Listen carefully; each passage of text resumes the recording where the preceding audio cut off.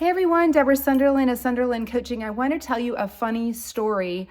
I was in Siesta Key a few weeks ago before this hurricane.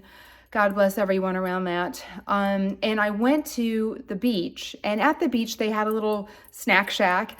And I went up there to get some snacks, and there was this bird that I thought was a statue. I had to do a double take because it was standing there so perfectly still, staring at the door that was closed. It wanted to get in where they were making the treats.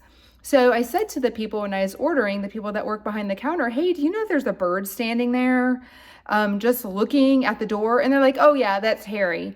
Harry is there all the time. In fact, he's been in the newspaper because he's just so used to coming here and waiting for us to feed him. And I thought, wow, like he's perfectly able to go hunt for himself, to fish in the ocean and sea that's just a few feet away from him. But he'd prefer to be given something and just stand around and hang out all day.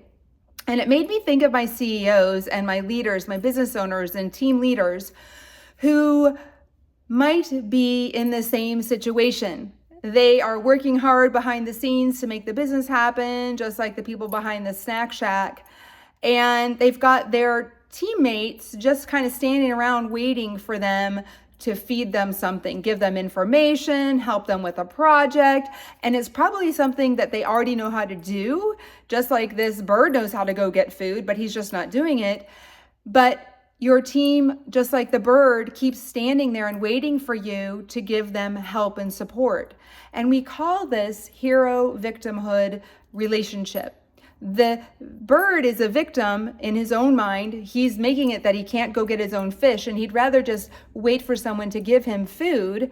And the people behind the counter are heroing him. They're giving him things he can do on his own, but he's become comfortable with not doing it because he knows he's going to get fed easily. He doesn't have to go hunt for anything.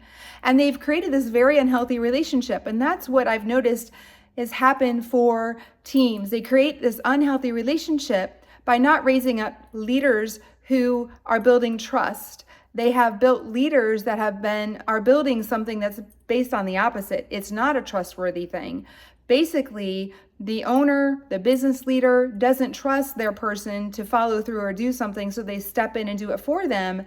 And then their teammate kind of gets used to that. And so they just unintentionally, unconsciously wait to be fed, to be taken care of, for whatever solution needs to be met. It's not intentional. It's just what happens, just like this bird.